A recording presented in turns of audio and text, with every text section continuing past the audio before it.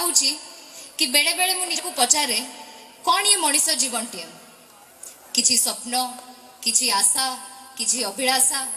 बस यही सब गुड़ी को नहीं मनीष ता जीवन व्यतीत करनिए किंतु कौन हुए जेबे मनीष ई संसार छाड़ी की पलाए कुआडे जाए से सब स्वप्न कौन हुए से सब आशार किए बुझे से सब अभिलाषा विषय जेते बेले बाबा चली जाइथिले मते बहुत लोग कहिले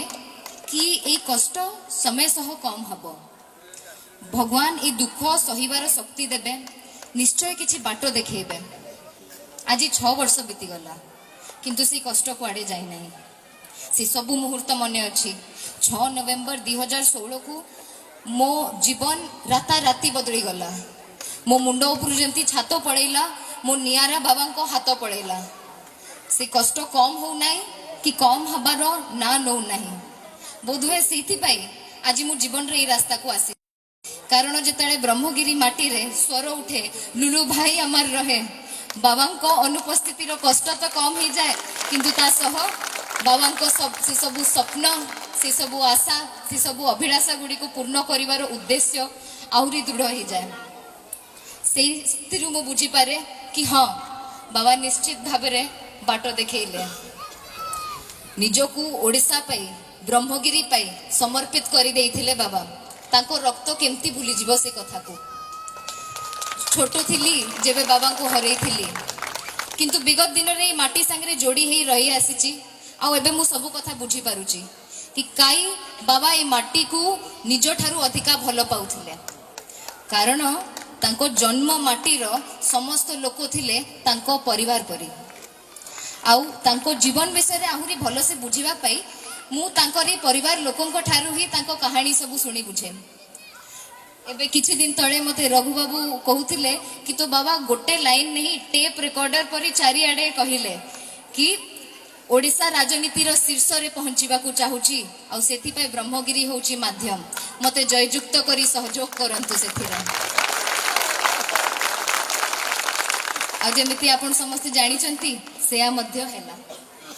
से समय कृष्ण प्रसाद अंचल रे यातायात बहुत समस्या थिला रास्ता गुड़ी को नथिला बाली रास्ता रे यातायात करुथरे लोक आ सेठी मध्य पाइक माटीर से लड़ुआ योग्य सुपुत्र जाइकी तांको प्रचेष्टा द्वारा से सब समस्या रो समाधान करिवारे सक्षम होइथिले 1997 होची मो जन्म वर्ष आ सेही वर्ष गोवर्धनपुर बैरेज मध्य ब्रह्मगिरी को आसी चासी भाई को मुहरे हस फुटैथिला बस यही सब कहानी गुड़ी को ही मु प्रेरणा निए तांको जीवन रु प्रेरणा निए आ देखंतु ओडिशा टाइगर रो जीवन रो कहानी एई ब्रह्मगिरी माटी रे जन्म ग्रहण करले एई ब्रह्मगिरी माटी पे निज जीवन समर्पण करि देले आ शेष रे एई ब्रह्मगिरी माटी रे मिसी जाई अमर होई गले क्षमता रे नथिले कि राजगद्दी रे बसी नथिले किंतु प्रकृत रे ओडिशा राजनीति रो बेफिकर बेताज बादशाह थिले से सेथिपाई तो आज पर्यंत ताको झुरुची ए माटी बाबा ब्रह्मगिरी माटी तुमको भूली नहीं कि केबे भूली पारिबो नहीं तुम अनुपस्थिति रे तुमरी विराट परिवार रो समस्त लोक माने मो हाथ धरी मते बाटो देखौचंती मो मुंड ऊपर स्नेहर सह ताको हाथ रखी भरपूर आशीर्वाद करूचंती हाँ आमे रागीचु कि तमे अधा बाटर छाड़ी की पड़ेलो लागुची जेमती ठकी देलो किंतु एई कथा को भी बहुत कष्ट रे ग्रहण करने को चेष्टा करूचु कि यह होची विधिर विधान सबु कथा को आमे ग्रहण करी आगु को बढ़ीचु आ आज तुम पाई तुमको आमे समस्ते प्रतिश्रुति दउचु कि जीवन रो सर्वश्रेष्ठ लक्ष्य रहिबो ब्रह्मगिरी माटीर उन्नति एवं ब्रह्मगिरी वासी को खुशी तुमे सबु किछि समर्पी देइथिलो ब्रह्मगिरी माटी पाई तुम झियो मध्य दायित्व नब बाबा तुम झियो भी आगु को आसीबो तुम झियो भी ब्रह्मगिरी वासी को सुख दुख रे साथी हबो कारण तुम संस्कार से कारण तुम रक्त से आ तुम झियो देह रे भी से रक्तर प्रत्येक बिंदु ब्रह्मगिरी माटी पाई शेष पर्यंत समर्पित रहिबो तुम जीवा ठारू बहुत किछि घटी गलानी बाबा बहुत किछि देखि सारी जीवन रे बहुत किछि सही आसीची मु जानी आपण देखुचंती मु जानी आपण बुझी पारुचंती आपण कोठी ना कोठी अछंती एठी आ मु जानी कि आपण ए कथा बहुत भलो भाबे निजे भी जानिचंती कि आपण को झियो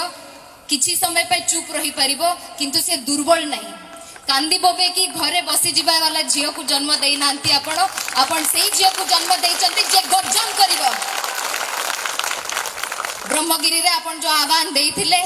सेटा को आमे आगु को नबु बाबा मु तुम परी साहसी हेबी तुम परी निडर हेबी तुम साहस तुमको परिचय देइची बाबा सेथि पाई तो आज पर्यंत लोके तुमको मने पके कहंती एक था टाइगर मो वार्ता शेष करने पूर्वर केवल कहवा चाहिए तुम रक्त रे गढ़ा तुम उपासना लड़ुची लड़ी भी हो दृढ़ मना धन्यवाद जय जगन्नाथ।